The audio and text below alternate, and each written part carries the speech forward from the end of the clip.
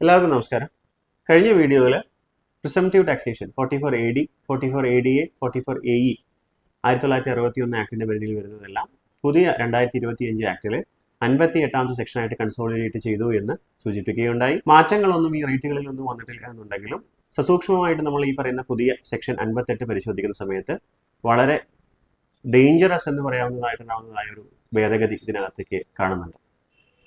അത് ഈ ടാക്സ് ഓഡിറ്റുമായിട്ട് ബന്ധപ്പെട്ടിട്ടാണ്.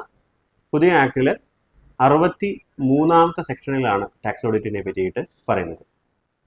നമുക്കറിയാം, ഈ പറയുന്ന പ്രിസംപ്റ്റീവ് ടാക്സേഷൻ റേറ്റിനേക്കാൾ കുറവ് പ്രോഫിറ്റ് ഡിക്ലെയർ ചെയ്യുന്ന സമയത്ത് ഉണ്ടാകുന്ന ടാക്സ് ഓഡിറ്റുമായി ബന്ധപ്പെട്ട് പണ്ടെടുത്ത 44AB ബന്ധപ്പെട്ടുണ്ടാകുന്നതായ ഇന്റർപ്ലേ, അത് 44ADA ആയിക്കോട്ടെ, AE ആയിക്കോട്ടെ, ആ പറയുന്നതായിട്ടുണ്ടാകുന്ന നിഷ്കർഷിച്ച പ്രിസംപ്റ്റീവ് പ്രോഫിറ്റിനേക്കാൾ കുറവാണ് ഡിക്ലെയർ ചെയ്യാന്നുണ്ടെങ്കിൽ ഓട്ടോമാറ്റിക്കായിട്ട് ഈ പറയുന്നതായ ടാക്സ് ഓഡിറ്റിന്റെ പരിധിയിലേക്ക് വരികയും, എന്നാൽ 44ADക്ക് മാത്രം കഴിഞ്ഞ വർഷങ്ങളിൽ 44AD ഓപ്റ്റ് ഇൻ ചെയ്ത് ഓപ്റ്റ് ഔട്ട് ചെയ്യുകയാണെന്നുണ്ടെങ്കിൽ മാത്രമേ ടാക്സ് ഓഡിറ്റിന്റെ പരിധിയിലേക്ക് വരുന്നുള്ളൂ.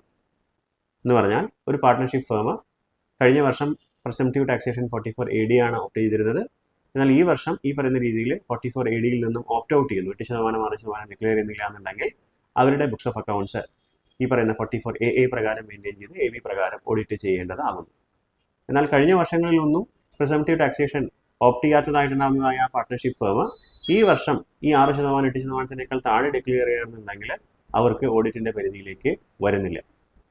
എന്നാൽ പുതിയതായിട്ടുണ്ടാകുന്നതായ സെക്ഷൻ ഈ പറയുന്ന 58 സബ്സെക്ഷൻ നമ്പർ 3 നമ്മൾ നോക്കുന്ന സമയത്ത് അത് ഒരു ട്രേഡിംഗ് ഫേം 44AD പോലെ ഉണ്ടാകുന്നതായ ഫേം ആയിക്കോട്ടെ, അല്ലെങ്കിൽ ഒരു പ്രൊഫഷണൽ ഫേം 44ADA പോലെ ഉണ്ടാകുന്നതായിക്കോട്ടെ, AE പോലെ ഉണ്ടാകുന്നതായിക്കോട്ടെ, അതിൽ നിന്നെല്ലാം ഉണ്ടാകുന്നതായ പ്രോഫിറ്റ് പ്രിസംപ്റ്റീവ് കോളം നമ്പർ സിക്കകത്ത് കൊടുക്കുന്നതിനേക്കാൾ കുറവായിട്ട് ഡിക്ലെയർ ചെയ്യണമെന്നുണ്ടെങ്കിൽ ടാക്സ് ഓഡിറ്റ് ചെയ്യണം എന്നുള്ളതായിട്ടുണ്ടാകുന്ന സെക്ഷനാണ് കാണുന്നത്. അപ്പോൾ ADAയും EEയും പുതിയ സീരിയൽ നമ്പർ 2ഉം 3ഉം നോക്കുന്ന സമയത്ത് യാതൊരു മാറ്റവുമില്ല. ആ പ്രോഫിറ്റിനേക്കാൾ താഴെയാണെന്നുണ്ടെങ്കിൽ ഓഡിറ്റ് ചെയ്യണം. പക്ഷേ അതേ നിയമം ഏതിലേക്കും അപ്ലിക്കബിൾ ആവുന്നു? പണ്ടത്തെ 44AD ഈ പറയുന്ന പുതിയ 58ൽ ഉണ്ടാകുന്നതായ സീരിയൽ നമ്പർ 1ലേക്കും അപ്ലിക്കബിൾ ആവുന്നു.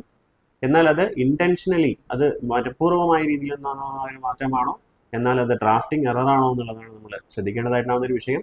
മറ്റൊരു അമെൻമെന്റ് വരാത്ത പക്ഷം ഈ പറയുന്ന രീതിയിൽ കഴിഞ്ഞ വർഷങ്ങളിൽ 44AD ഓപ്റ്റ് ചെയ്താലും ചെയ്തില്ല എന്നുണ്ടെങ്കിലും 8% 6%-നേക്കാൾ താഴെ ഡിക്ലെയർ ചെയ്യുന്ന സമയത്ത് തീർച്ചയായിട്ടും ഓഡിറ്റ് ചെയ്യേണ്ടതായിട്ട് വരും.